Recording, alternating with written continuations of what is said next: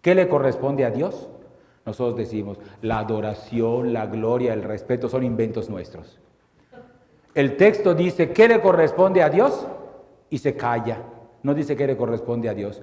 Pero en lógica, lo que le corresponde a Dios, si encontramos qué le corresponde al César, ¿por dónde está la imagen del César? Tenemos que preguntarnos, lo que le corresponde a Dios es dónde está la imagen de Dios. Y eso nos recuerda el libro del Génesis. Y Dios los creó a su imagen y semejanza. El rey es dueño del dinero, Dios es dueño de las personas. El imperio no puede apoderarse de las personas. Esta posición de Jesús, un poco ambigua en el sentido de que no dijo paguen o no paguen, seguramente inquietó también al poder romano. Así que, digamos, de estas tres posibilidades, eliminamos, digamos, a los fariseos y nos quedamos con esta doble posibilidad de responsabilidad en cosas de la muerte de Jesús. También quiero decir algo a propósito de cómo asumió Jesús su muerte. Ya lo dijimos, Jesús no se murió por accidente, no fue una equivocación, que quisieron pescar a uno y lo pescaron a otro. Eso puede darse en algunos sistemas políticos, como en el mexicano, ¿verdad? Que terminan castigando al que no era. No, en este caso no hay ninguna equivocación. Jesús pudo darse cuenta muy claramente de que su predicación y su acción estaba pisando callos y que eso iba a tener consecuencias. A esto nos referimos cuando hablamos de los anuncios de la pasión. Hay un material dentro de las fuentes que ha sido muy discutido. Son las ocasiones en que Jesús, por 3 veces seguidas, después de la crisis de Cesarea y antes de su pasión, 3 veces seguidas anuncia su muerte. Son textos muy discutidos porque anuncia su muerte y su resurrección. Entonces algunos dicen, no, lo de la resurrección se lo pusieron después. Jesús no podía saber en ese momento ni decir nada a propósito de lo que iba a pasar, iba a enfrentar todavía su muerte. Pero aún si quitáramos, expulgáramos, como decían los antiguos, lo que puede ser pospascual, es históricamente muy probable que Jesús se diera cuenta de que las cosas iban de mal en peor, que sus conflictos se iban multiplicando cada vez más y que la llegada a Jerusalén iba a significar enfrentarse ya no con los fariseos que discutían de religión, sino con el poder político y religioso de Israel, que tenían posibilidad de apresarlo y de matarlo. Y les dice a sus discípulos, si van a seguirme, sepan de una vez que el Hijo del Hombre va a ser entregado y va a sufrir. A lo mejor la descripción posterior de ese conflicto ya está un poco adornado, es decir, los escribas posteriores agarraron textos de Isaías y me van a golpear y me van a dar salivazos pensando en los cantos de siervo y lo pusieron. Pero es históricamente plausible que Jesús haya previsto que las cosas estaban tan mal que podía llegar a estar en grave riesgo de muerte. Jesús, por eso decimos, no fue ni un suicida ni alguien que voluntariamente encontró la muerte. No estuvo buscando que lo mataran. Entonces, allá, digamos, esto me parece a mí importante, Jesús no elaboró ninguna teoría sobre su muerte, no hizo teología sobre su crucifixión. Él lo que hizo fue plantearse una resolución definitiva que después los evangelistas concentraron en un pasaje que conocemos como la oración de Getsemaní. Es decir, la crisis final es, llega el momento, es muy posible que esto me lleve a la muerte, ¿sigo adelante o me echo para atrás? Esa disyuntiva aparece en las fuentes como Jesús mostrando una coherencia total en su vida. Diciendo, ya me metí en esto, ya me comprometí, estoy identificado con la misión que recibo, voy a ir hasta el final. Y digo yo que aquí hay que reflexionar un poco. Jesús vio su muerte como consecuencia lógica de su entrega incondicional al proyecto de Dios. Nunca le cruzó a Jesús por su mente que Dios fuera un padre que exigía su muerte para poder perdonar los pecados del mundo. Nunca se le habría ocurrido a Jesús pensar que Dios estaba tan interesado por su honor, tan justamente ofendido por el pecado, que necesitaba una víctima para que ese pecado... No, esa es reflexión cristiana posterior. Y es una reflexión que nos ha causado muchos problemas, entre otras cosas, ¿verdad? Porque la imagen que da de un Dios que está buscando venganza y que solo para su brazo castigador porque su pobre hijo murió por nosotros, muestra un Padre bastante cruel, distinto, digamos así, de aquel Padre de misericordia que Jesús nos presentó. Entonces, no hay que confundir eso. Yo entiendo que muy pronto en la comunidad cristiana primitiva surgió este deseo de interpretar la muerte de Jesús como si fuera un sacrificio expiatorio, como si Jesús fuera una ofrenda que el Padre necesitaba para perdonar el mundo, pero eso estoy plenamente seguro, no brota de las fuentes originales. No le cruzó a Jesús por la cabeza eso. La coherencia de Jesús era con un proyecto de vida. Había entendido la cercanía de Dios de una manera tal que valía la pena arriesgar por eso que creía. Muy bien. Entonces, vamos ya avanzando. Hay un momento clave que parece que desató el conflicto final de Jesús con las autoridades religiosas y políticas de Israel. Fue una peregrinación un poco arriesgada. Era el mes de Nisán, entre marzo y abril del año 30. Jesús decide subir a Jerusalén como peregrino. Va a ir acompañado del grupo de sus discípulos y discípulas. Se acercan ya a la ciudad. Y en el último tramo, Jesús decide recorrer el último tramo montado en un burrito. Manda a pedir un asno, como un humilde peregrino que llega a Jerusalén deseando la paz. El burro era por excelencia el vehículo de paz, porque los burros son burros. Sí, son burros para la guerra, son buenos para el trabajo. Pero su diferencia de los caballos, por ejemplo, es que los caballos sirven para la guerra, los burros no.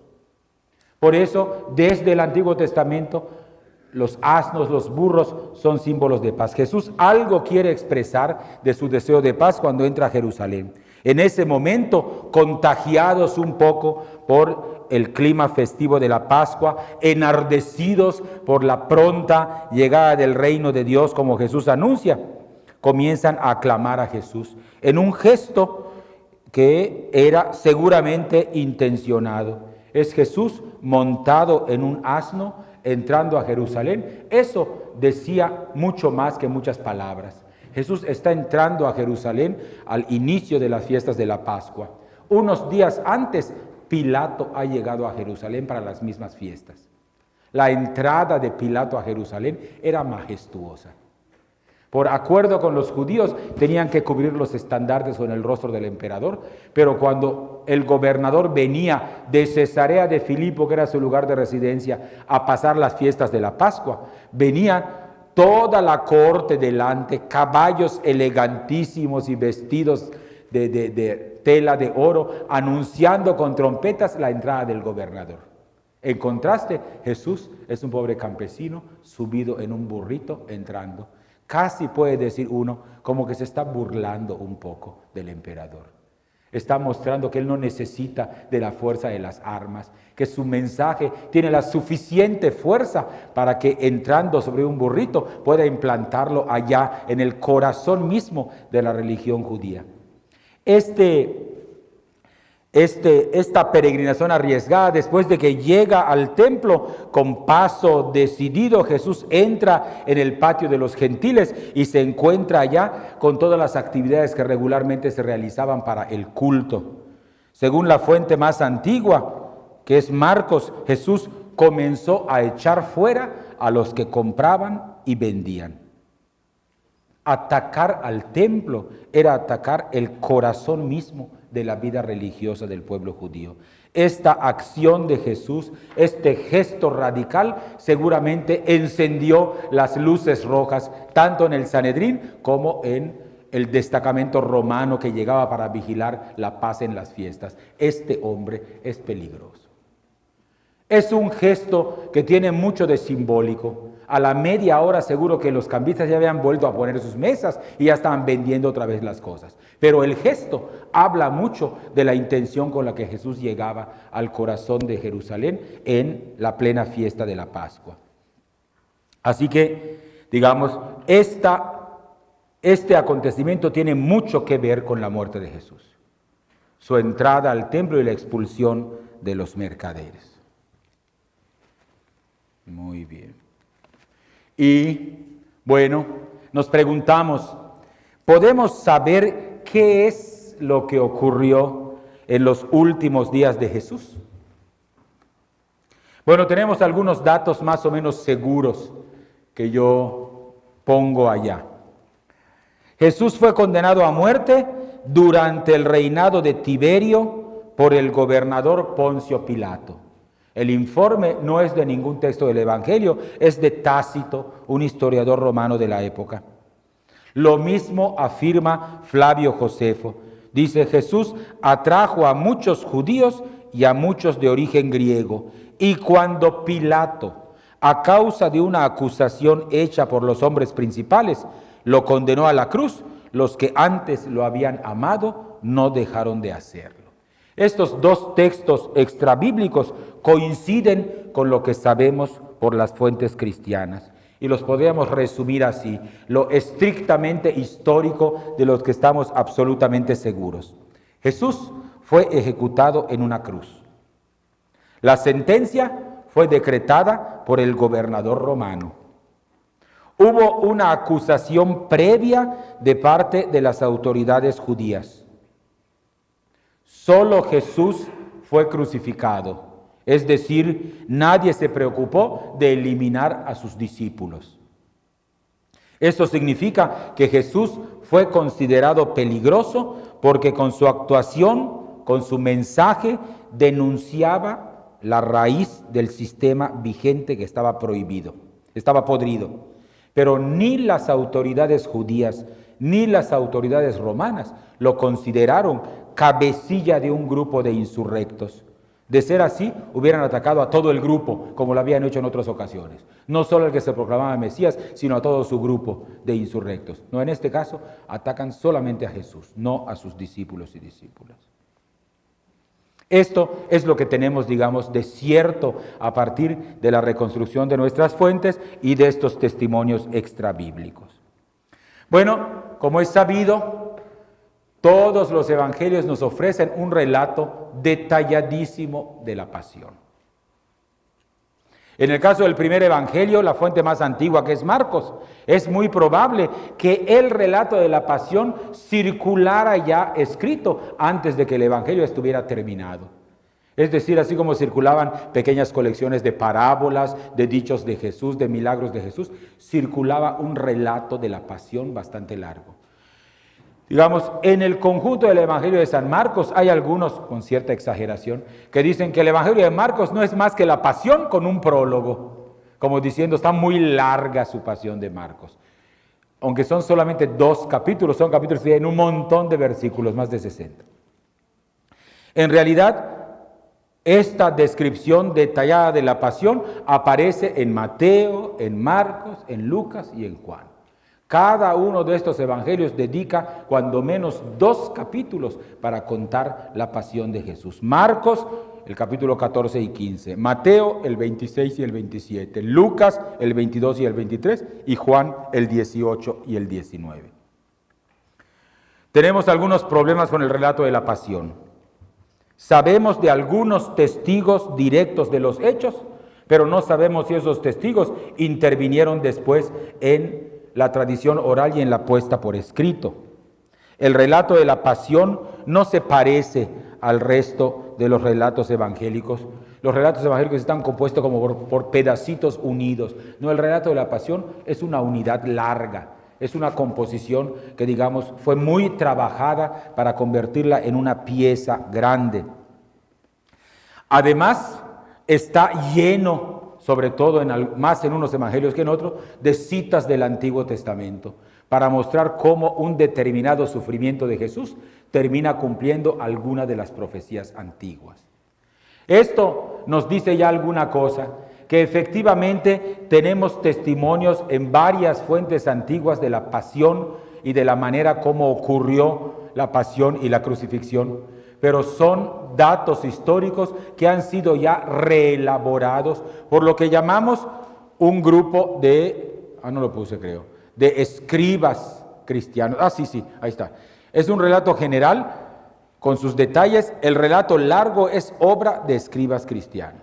Tiene algunos signos que nos muestran que fue muy trabajado. La presencia de muchos textos del Antiguo Testamento para explicar la muerte de Jesús. El deseo de exculpar a Pilato. Aparece cada vez como que Pilato como que no quería matar a Jesús, ¿no? Hasta buscaba pretextos para preguntar una y otra vez, pero de veras quieren que yo lo mate, ahí les suelto a Barrabás, ¿verdad? Esta exculpación de Pilato tiene que ver un poco con la reflexión posterior, y al mismo tiempo se advierte el interés de presentar a Jesús como un mártir inocente, en la línea de los profetas antiguos, ejecutado injustamente por los impíos, pero rehabilitado por Dios. Entonces tenemos efectivamente los textos, son textos que, que es difícil trabajarlos para buscar lo estrictamente histórico, pero fundamentalmente coinciden con lo que habíamos dicho de los datos históricos sobre la muerte de Jesús. Vamos a meternos ya un poco al proceso mismo. El proceso, como aparece en los evangelios, aparece como un proceso en varias partes. La primera parte es lo que llamamos el proceso judío. Tiene como punto de partida la expulsión de los mercaderes, que es como la mecha que enciende la llama. Al frente del Sanedrín está Caifás, el hombre fuerte de Jerusalén en los años 30. No solo era el sumo sacerdote que gobernaba el templo y la ciudad santa, era la máxima autoridad del pueblo judío, el que vivía en Palestina y el que estaba disperso por el imperio. Sus determinaciones valían para los judíos que vivían allá y los que vivían en la diáspora.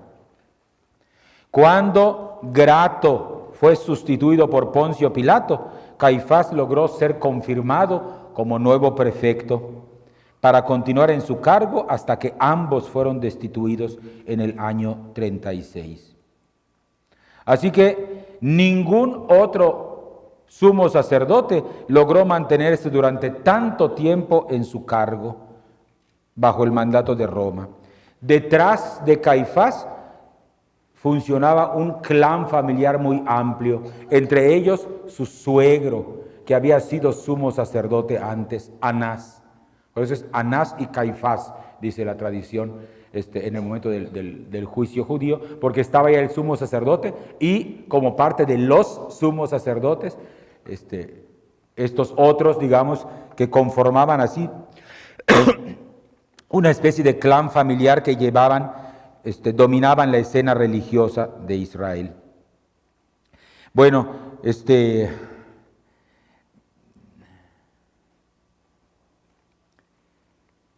Caifás fue un cómplice muy cercano de Pilato. Se llevaban muy bien. En el sentido no de que fueran amigochos, sino en el sentido de que coincidían mucho en su visión de la realidad. Mientras menos problemas haya, mejor nos va a ir a nosotros. A ti, gobernador, que tienes que dar cuenta ante Roma, a nosotros por la autoridad religiosa que mantenemos aquí. Se ponían muy de acuerdo cuando en muchas ocasiones que Pilato organizó matanzas y persecuciones en contra de algunos grupos de judíos, Caifás nunca salió a favor de la gente de su pueblo. Estaba de parte del imperio romano, porque el imperio era el que lo puso en el sumo sacerdocio, era el imperio el que lo podía quitar. Por eso digo que es una triste historia. Después, las fuentes más antiguas nos dicen que hubo un momento en el que Jesús compareció delante del Sanedrín. Allá hay más preguntas que respuestas. No sabemos qué fue esa comparecencia. ¿Fue un pleito? ¿Arrestaron a Jesús para discutir con él y llegar a aclarar algunas cosas? ¿O ¿Fue un juicio en toda forma para con testigos juzgar a Jesús? ¿O fue una reunión informal para indagar por qué había sido esta cosa del templo, etcétera? Es un poco difícil discernirlo históricamente. Pero el ataque al templo, que era la causa principal de la hostilidad de las autoridades judías en contra de Jesús, se convirtió en la razón fundamental por la que ellos entregaron después a Jesús a Pilato. Es decir, las fuentes antiguas muestran la sentencia de muerte contra Jesús como obra de las autoridades religiosas de Israel. La razón que ellos, aducen es la blasfemia. ¿Se acuerdan de ese pasaje, verdad? Que se rompe su ropa el sumo sacerdote. ¿Qué necesidad tenemos de testigos, verdad? Entonces, es una muerte, decretada por razones, entre comillas, religiosas. La peligrosidad de Jesús queda enmarcada en un delito de orden religioso y lo entregan a Pilato. Bien, después está el proceso romano. Poncio Pilato es el gobernador en la época de Jesús. Había tomado posesión de su cargo el año 26, 4 años antes. Pertenecía a la orden ecuestre, es decir, había logrado su rango en base a que manejaba muy bien los caballos y era jefe de guardias en la guerra. Es decir, no era de la clase aristocrática del Senado romano que había llegado, como diplomático para ser gobernador, sino que se había ganado su puesto a base de hacer carrera. Esto modeló un poco, por lo que sabemos por fuentes extrabíblicas, la manera de ser de Pilato. Él tenía que mantenerse en el poder, no se lo regalaron. No era, un niño bonito, hijo de algún político famoso, que allá lo puso su papá y que estaba libre de cualquier cosa. No, él tenía que mantenerse, ya tenía que rendir buenas cuentas. Residía en la ciudad de Cesarea del Mar, que está, en la costa de Palestina. Ahí tenía su palacio, pero durante las fiestas importantes llegaba a Jerusalén. Regularmente vivía en lo que había sido el antiguo palacio del rey Herodes, que ocupaba un palacio que describe Flavio Josefo como lleno de lujos y de extravagancias. Ahí llegaba el gobernador Pilato para los tiempos de la fiesta. Filón de Alejandría, este famoso sabio de la época de Jesús, describe a Pilato como un hombre famoso por sus sobornos, injurias, robos, atropellos, daños injustificados, continuas ejecuciones en juicio y una crueldad incesante y muy lamentable, dice Filón de Alejandría, de este gobernador romano. Así que si atendemos, a otras informaciones, es posible que Pilato no haya sido, excesivamente cruel. A lo mejor todos los gobernadores romanos eran un poco de ese tipo. Pero es cierto que abusaba de su poder, ejecutaba impunemente, de tal manera que llegó un momento en que Vitelio, el legado de Roma en Siria, esto creo que se fue. Creo que se acabó la pila. Escuchó quejas y ordenó al prefecto que volviera a Roma a dar cuentas, y ahí terminó sus días Pilato, desterrado en las Galias. Fue muy triste su final. Bien, Pilato encontró en Caifás un cómplice para el proceso en contra de Jesús. Hay una cierta complicidad en la resolución del problema que Jesús le planteaba a ambos. Los evangelios apenas dan a conocer detalles legales sobre el proceso de Jesús ante Pilato. Parece ser él el que dictó la orden de la sentencia de muerte, él el que mandó crucificar a Jesús. Lo hizo en buena parte por instigación de las autoridades del templo, por los miembros de las familias poderosas que veían en Jesús un riesgo. Un dato histórico cierto es este: Jesús fue ejecutado por soldados a las órdenes de Pilato. Pero en el origen de la ejecución está la acusación del sumo sacerdote Caifás, asistidos por el Sanedrín y la aristocracia sacerdotal de Jerusalén. Bueno,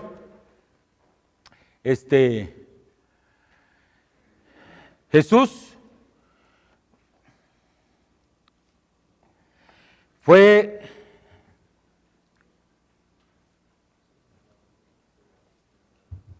presentado para su ejecución junto con varios delincuentes que esa mañana esperaban el veredicto del representante del César.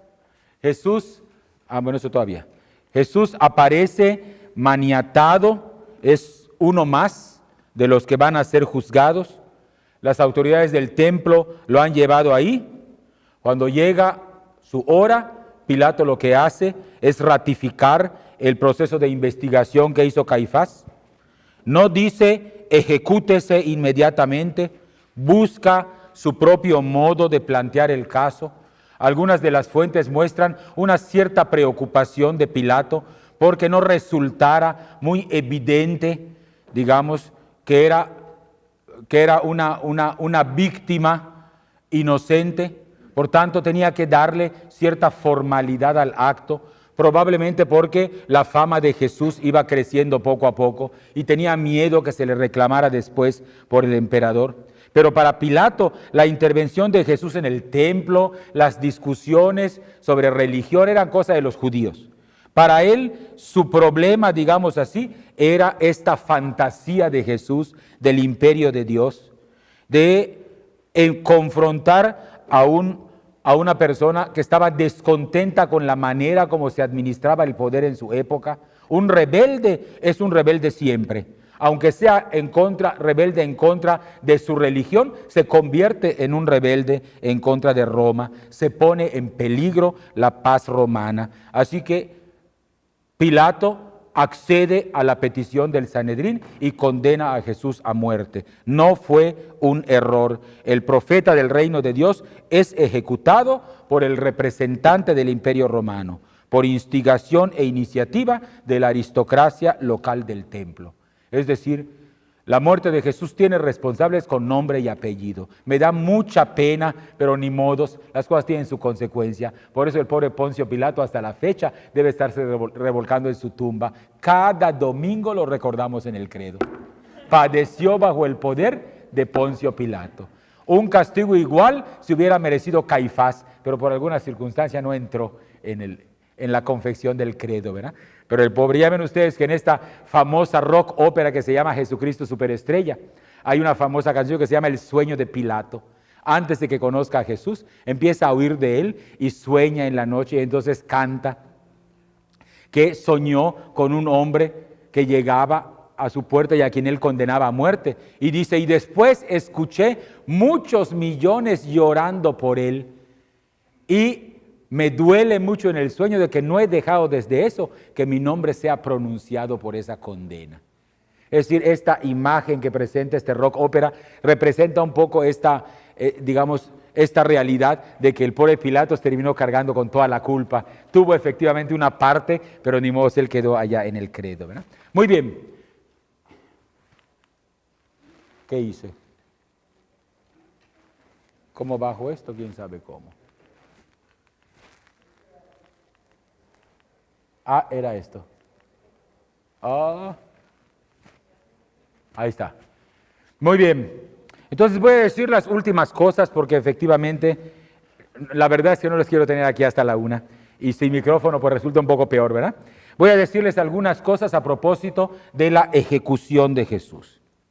La crucifixión era considerada en el tiempo de Jesús la ejecución más terrible y más temida. No solo por lo cruel de sus dolores, sino por la vergüenza que significaba ser exhibido como reo en un instrumento de tortura como la cruz. Entonces, había 3 grandes tipos de ejecución ignominiosos entre los romanos. Se los pongo allá. La cruz, la crucifixión. La damnatio ad bestias, es decir, ser devorado por las fieras, y la crematio, ser quemado vivo en la hoguera. Cualquiera de las 3 es terrible. ¿Cuál escogerían ustedes? Por otra parte, era normal que en la ejecución por crucifixión se combinara la pena con una serie de humillaciones previas y tormentos diversos en contra del reo. Los datos son verdaderamente escalofriantes. Hay testimonios de otras provincias romanas en que no era extraño mutilar al crucificado, vaciarle los ojos, quemar algunas partes de su cuerpo, flagelarlo o torturarlo de distintas formas antes de colgarlo en la cruz. En realidad la crucifixión se prestaba a un sadismo muy terrible de parte de los verdugos. La crueldad de la crucifixión estaba pensada justamente para aterrorizar a la población. Su propósito era de escarmiento social. Vean lo que les pasa a los que no cumplen con la ley, a los que se oponen al imperio. Las víctimas permanecían totalmente desnudas, agonizando en la cruz, en algún lugar visible. A veces era un cruce de caminos, a veces era un montículo elevado, para que la gente que pasara lo viera. No era fácil olvidar el espectáculo si uno lo veía. Esos hombres retorciéndose de dolor entre gritos y maldiciones, demasiado brutal y vergonzoso para que pasara por alto. Quienes pasaron cerca del Gólgota el 7 de abril del año 30 no contemplaron ningún espectáculo piadoso. No es ese Cristo sereno de nuestros crucifijos. Están obligados a ver en plena fiesta de la Pascua la ejecución cruel de un grupo de condenados. Difícilmente podrán cenar tranquilos la Pascua si pasaron antes por allá y vieron este espectáculo. Y saben bien cómo termina de ordinario este sacrificio humano. El ritual de la crucifixión exigía que los cadáveres permanecieran desnudos sobre la cruz para que sirvieran de alimento a las aves de rapiña y a los perros salvajes.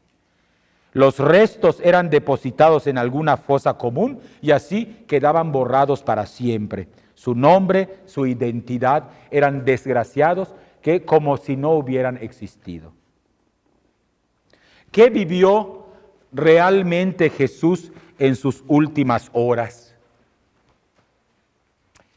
Bueno, la violencia, los golpes y las humillaciones comenzaron el mismo día de su detención. El ritual de la ejecución en su caso comenzó con la flagelación y culminó con la crucifixión. Los soldados lo desnudaron, lo ataron a una columna. La flagelación fue con un instrumento especial que se llamaba flagrum, con un mango corto hecho de tiras de cuero que terminaban en bolitas de plomo, huesos de carnero o trocitos de metal punzante. Terminada la flagelación, se procedía a la crucifixión. No hay que demorarla. La ejecución de 3 crucificados lleva su tiempo y esta Pascua era especial. Cuando el sol cayera, comenzaba el sábado y la Pascua. No había mucho tiempo. Así que Jesús marcha en silencio. Los 3 caminan escoltados con un pequeño pelotón. Llevan sobre sus espaldas muy probablemente el patíbulo, es decir, el travesaño horizontal que al final iba a colocarse en el travesaño vertical que ya estaba puesto en el lugar de la ejecución. Llevaba colgada al cuello una pequeña tablita que según las costumbres romanas antiguas describía cuál era la pena de muerte y que después se coloca en la parte superior de la cruz. Según algunas fuentes, Jesús quedó tan debilitado por la flagelación que no pudo arrastrar la cruz hasta el final. De manera que en un momento determinado, los soldados, temiendo que no llegara vivo, obligaron a un hombre que venía del campo para cargar la cruz de Jesús hasta el Calvario. Alguna fuente nos recuerda su nombre, es Simón, oriundo de Cirene, y probablemente su nombre se conservó porque tiempo después Alejandro y Rufo, que son sus hijos, se hicieron miembros de la comunidad cristiana. En algún momento Pablo los saluda en alguna de sus cartas. Alejandro y Rufo, los hijos de este Simón que ayudó a Jesús. Llegan al Gólgota y enseguida procede la ejecución. Con Jesús se hace lo que se hacía con cualquier condenado. Se le desnuda totalmente para degradar su dignidad, lo tumban en el suelo, extienden sus brazos sobre el travesaño y con clavos largos y sólidos lo clavan por las muñecas, que son fáciles de atravesar y que pueden sostener el peso del cuerpo humano. Luego, usando instrumentos apropiados, elevan el travesaño a una con el cuerpo y lo fijan al palo vertical antes de clavar los 2 pies de la parte inferior. Regularmente la altura de la cruz no superaba mucho los 2 metros, de manera que los pies de los crucificados quedaban a 30 o 50 centímetros del suelo. De esta manera, la víctima quedaba más cerca de sus torturadores y podía servir de escarmiento para los que pasaran por allá, siendo a su vez pasto fácil de perros salvajes en el caso de que hubieran sido crucificados en descampado. Los soldados, dicen las fuentes, clavan en la parte superior de la cruz de Jesús el letrero con su condena escrito en hebreo, la lengua sagrada, en latín, la lengua oficial del imperio, y en griego, que era la lengua común de los pueblos de Oriente. Jesús es condenado junto con otros condenados de los que nos hablan todas las fuentes antiguas. Bien, terminada la crucifixión, los soldados no se mueven del lugar.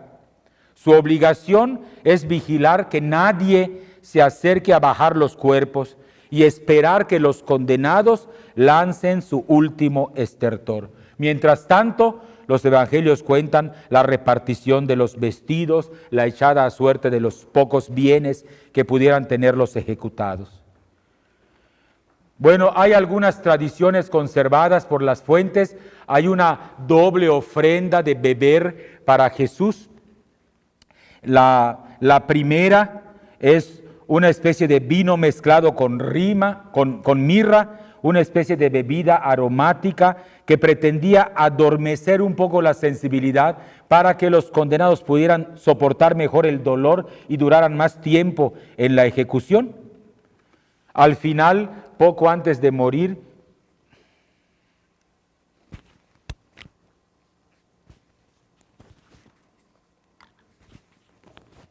Poco antes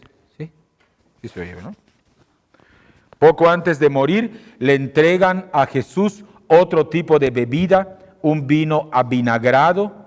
En latín se le dice posea, una bebida fuerte, muy popular entre los soldados romanos, que se tomaba para reavivar el ánimo, como una especie de burla para que aguantara un poco más.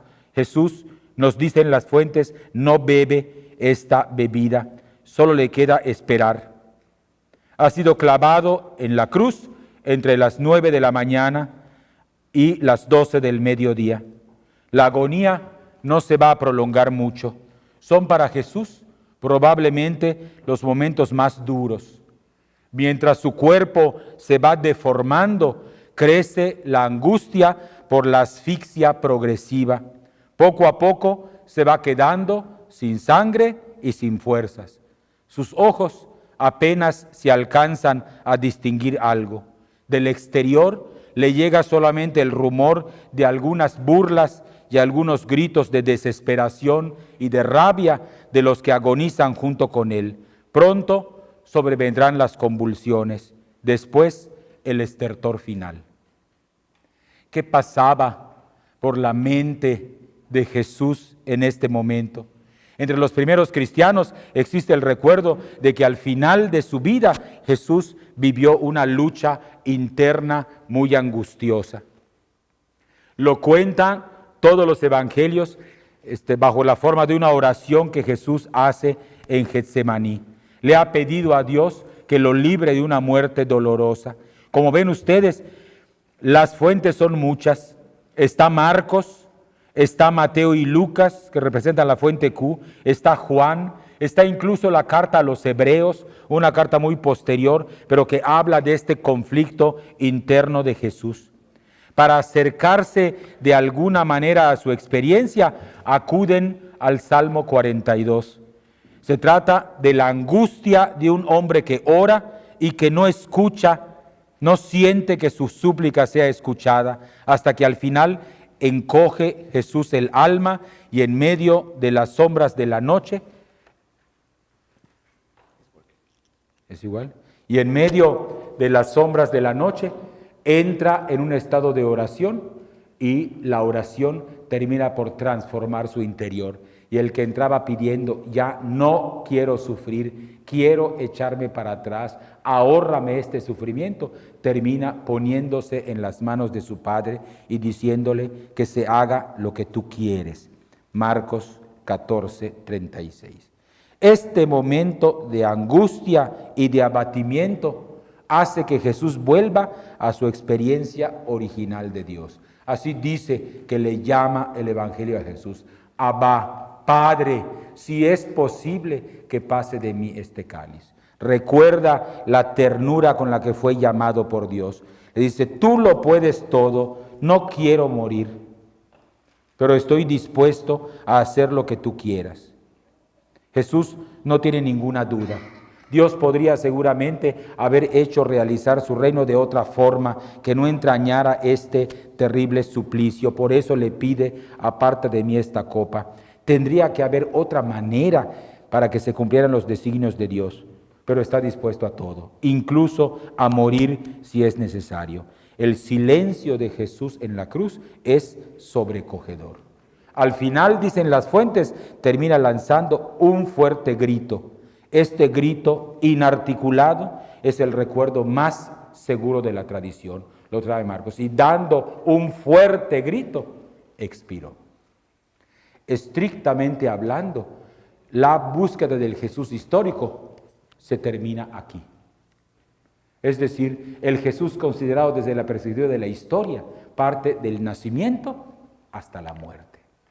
Los textos de la resurrección no caen ya en el campo del Jesús histórico. Es un acontecimiento que nosotros llamamos metahistórico, que, digamos, transformaron la dinámica de la vida y la muerte de cualquier tipo de persona. Es un acontecimiento sorpresivo. Y eso lo atestiguan también los textos.